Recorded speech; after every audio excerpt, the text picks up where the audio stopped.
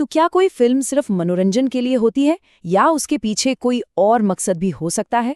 आज हम एक काल्पनिक ब्लॉकबस्टर फिल्म धुरंधर 2 के वायरल विश्लेषण की परतों को खोल रहे हैं। ये समझने के लिए कि सिनेमा कैसे एक बहुत शक्तिशाली राजनीतिक टूल बन सकता है। चलिए देखते हैं कि इस विश्लेषण में क्या कहा गया है। और यहीं से ये पूरा विश्लेषण शुरू होता है एक बहुत ही सीधे और कह सकते हैं चौंकाने वाले दावे के साथ कि ये सिर्फ एक फिल्म नहीं बल्कि एक राजनीतिक विज्ञापन है। ये एक बहुत बड़ा आरोप है और हमारे आज के विश्लेषण का यही केंद्र बिंदु है। तो सवाल उठता है कि ये सिर्फ एक राय है या इसके पीछे कोई ठोस सबूत भी है। चलिए देखते हैं कि इस दावे को मजबूत करने के लिए क्या-क्या तर्क दिए गए हैं। अच्छा, तो यहाँ 3 मुख्य बातें सामने रखी गई हैं। पहली, एक बड़े नेता का बयान जो सीधे सीधे फिल्म को वोट से जोड़ रहा है। दूसरी, कि पार्टी खुद ही फिल्म के गानों को अपने प्रमोशन के लिए इस्तेमाल कर रही है।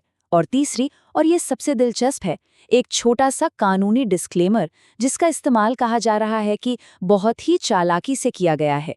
यहाँ पर इसे समझाने के लिए एक बहुत अच्छा उदाहरण दिया गया है। सोचिए, आप कोई केचप की बोतल खरीदते हैं जिस पर लिखा है फ्रेश। अब ये फ्रेश उस ब्रांड का नाम है, प्रोडक्ट की क्वालिटी की गारंटी नहीं।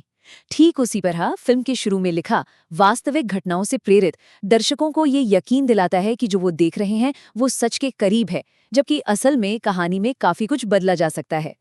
लेकिन बात सिर्फ तथ्यों को तोड़ मरोड़ कर पेश करने की नहीं है।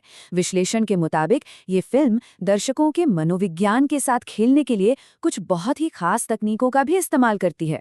चलिए इन तकनीकों को जरा करीब से समझते हैं। तो पहली तकनीक है इमोशनल प्राइमिंग। इसका मतलब क्या है? मतलब ये है कि फिल्म शुरू होते ही आपको एक ऐसा सीन दिखाया जाता है जिससे आपके अंदर गुस्सा, नफरत या कोई बहुत ही मजबूत भावना जाग जाए। और एक बार जब आप इमोशनली चार्ज हो जाते हैं तो फिर आपके सामने जो भी कहानी रखी जाती है आप उसे बिना सवाल किए मानने लगते हैं। इसे समझाने के लिए एक बड़ा ही मज़ेदार उदाहरण दिया गया है। जैसे कोई हलवाई आपको पहले एक तीखी मिर्च खिला दे तो उसके बाद आप मीठा खाने के लिए तड़प उठेंगे, है ना? फिल्म भी बिल्कुल यही करती है। पहले गुस्सा दिलाओ और फिर उस गुस्से का समाधान बनकर अपनी कहानी बेचो। ये एक क्लासिक मार्केटिंग की चाल है।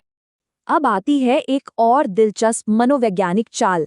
जरा सोचिए, जब आपका सबसे बड़ा दुश्मन ही आपकी तारीफ करने लगे तो उसका क्या असर होगा? यहाँ यही किया गया है। फिल्म में जो विलेन है उसे हीरो की ताकत को मानते हुए उसकी तारीफ करते हुए दिखाया गया है, और ये किसी दोस्त की तारीफ से कई गुना ज्यादा असरदार होता है। इसको समझाने के लिए एक बहुत ही मजेदार पॉप कल्चर का उदाहरण दिया गया है।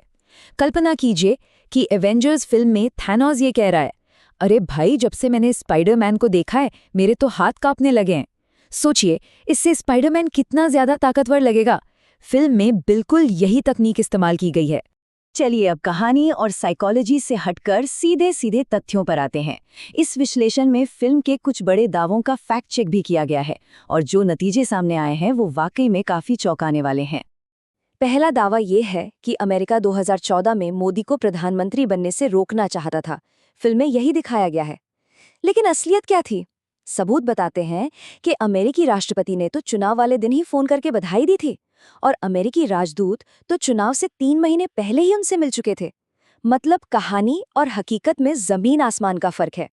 अब बात करते हैं नोटबंदी की। फिल्म में क्या कारण बताया गया कि पाकिस्तान से आ रहे 60,000 करोड़ के नकली नोटों को रोकना था। बहुत बड़ा आंकड़ा है ना? लेकिन आरबीआई का डेटा क्या कहता है?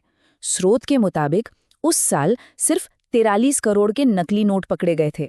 60,000 करोड़ और 43 करोड़, ये अंतर इतना बड़ा है कि सोचने पर मजबूर कर देता है। और ये नंबर देखिए, 99.3%। इसका क्या मतलब है? इसका मतलब है कि नोटबंदी के बाद लगभग सारा का सारा पैसा बैंकिंग सिस्टम में वापस आ गया। तो ये आंकड़ा अपने आप में एक बड़ा सवाल खड़ा करता है कि फिर काला धन कहाँ गया? क्या ये पॉलिसी उस मकसद में वाकई कामयाब हुई थी? कभी कभी एक कहानी जो दिखाती है उससे ज्यादा जरूरी वो हो जाता है जो वो छिपा लेती है।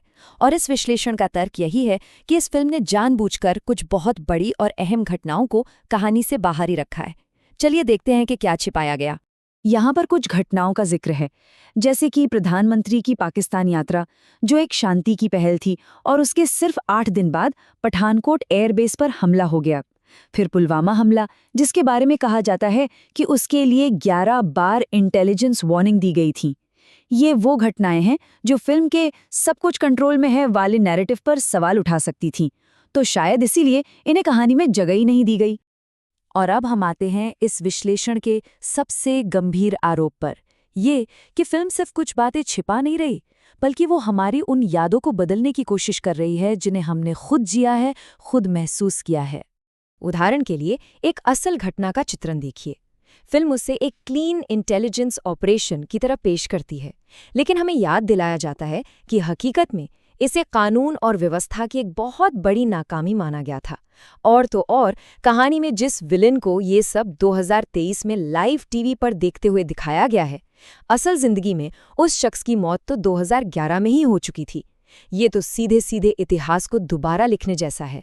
इसी को गैस लाइटिंग कहते हैं। ये एक मनोवैज्ञानिक चाल है जहां किसी को ये यकीन दिलाया जाता है कि जो उसने अपनी आंखों से देखा है, जो उसने खुद अनुभव किया है, वो सच नहीं है, बल्कि उसकी याददाश्त या समझ में कोई कमी है।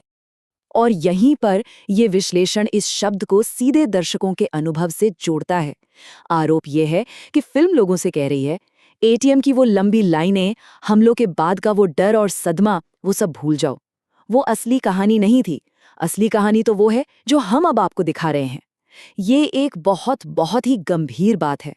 तो आखिर में ये पूरा विश्लेषण हमें एक बहुत बड़े सवाल के साथ छोड़ जाता है। ये बात सिर्फ एक फिल्म की नहीं है। ये बात है कि हम जानकारी को कैसे लेते हैं, हमारी यादें कैसे बनती हैं, और जब कोई आपकी जी हुई याद को ही बदलने की कोशिश करे तो फिर सच का मालिक कौन होता है।